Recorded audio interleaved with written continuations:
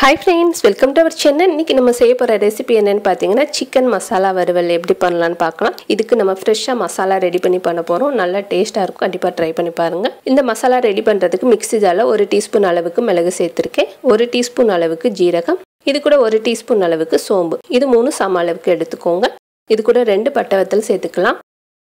2 teaspoon அளவுக்கு மல்லித்தூள் சேர்த்திருக்கேன். முழு மல்லியா இருந்தா கூட நீங்க 2 டீஸ்பூன் அளவுக்கு சேர்த்துக்கோங்க. இது கூட 1 டேபிள்ஸ்பூன் அளவுக்கு காஷ்மீரி மிளகாய் தூள் சேர்த்துக்கோங்க. நல்ல கலரா இருக்கும். 4 பீஸ் அளவுக்கு ஏலக்காய், ஒரு சின்ன துண்டு பட்டை சேர்த்துக்கலாம். 5 பீஸ் கிராம்பு. இது எல்லாமே சேர்த்துட்டு ஃபைன் பவுடரா அரைச்சு எடுத்துக்கற போறோம். இப்போ இந்த மாதிரி பவுடரா அரைச்சு எடுத்தாச்சு. இதை எடுத்து தனியா வச்சிடலாம். ஒரு பவுல்ல 3/4 கிலோ சிக்கன் வாஷ் பண்ணிட்டு சேர்த்திருக்கேன். ஒரு 1/2 டீஸ்பூன் அளவுக்கு மஞ்சத்தூள் சேர்த்ததுக்கு அப்புறமா இது கூட 1 டேபிள் ஸ்பூன் அளவுக்கு இஞ்சி பூண்டு பேஸ்ட் சேர்த்துக்கலாம். ஒரு 1/2 லெமனை பிழிஞ்சு விட்டுக்கோங்க. நல்லா பிழிஞ்சதுக்கு அப்புறமா நம்ம அரைச்சு வச்ச பொடி எல்லாத்தையும் சேர்த்துடலாம்.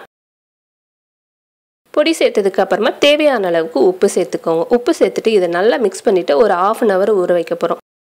இந்த மசாலாவோட சிக்கன் நல்லா கோட்டாகி நம்ம செய்யும்போது இந்த சிக்கன் வறுவல் வந்து நல்லா டேஸ்டா இருக்கும். இப்போ நல்லா கலந்தாச்சு.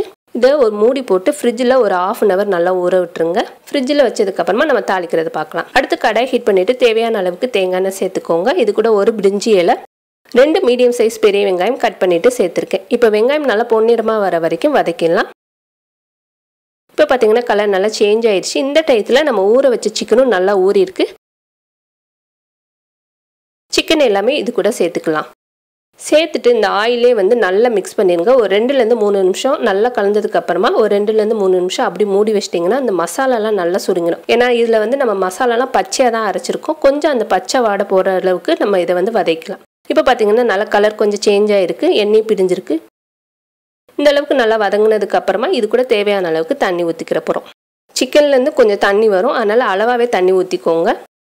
இப்போ நல்லா மிக்ஸ் பண்ணதுக்கு அப்புறமா இதை மூடி போட்டு சிம்மில் வச்சு ஒரு 20 நிமிஷம் நல்லா வேக விட்டுருங்க. ஏன்னா நம்ம பெரிய பெரிய பீஸாக போட்டிருக்கனால சீக்கிரமாக வேகாது. ஒரு 20 நிமிஷம் வேக வச்சிட்டிங்கன்னா நல்லா வெந்துடும். இப்போ பார்த்தீங்கன்னா நம்ம சேர்த்துருந்த சிக்கன்லாம் நல்லா சுருங்கி எண்ணெய் பிரிஞ்சு வந்திருக்கு. இந்த அளவுக்கு நல்லா வதக்கிடுங்க. தேவையான அளவுக்கு கொஞ்சமாக புதினா கொத்தமல்லி சேர்த்துட்டு நம்ம இறக்கிற வேண்டியது. கொஞ்சமாக கருவேப்பிலையும் சேர்த்துக்கோங்க. இப்போ நம்மளோட டேஸ்டியான சிக்கன் மசாலா வறுவல் ரெடி ஆயிடுச்சு. ரசம் சாதம், தயிர் சாதம், வெரைட்டி ரைஸ்க்கு சூப்பராக இருக்கும். கண்டிப்பாக ட்ரை பண்ணி பாருங்க. இந்த வீடியோ உங்களுக்கு பிடிச்சிருந்துச்சுன்னா லைக் பண்ணுங்க, ஷேர் பண்ணுங்க, மறக்காம நம்மளோட சேனலுக்கு சப்ஸ்கிரைப் பண்ணுங்க.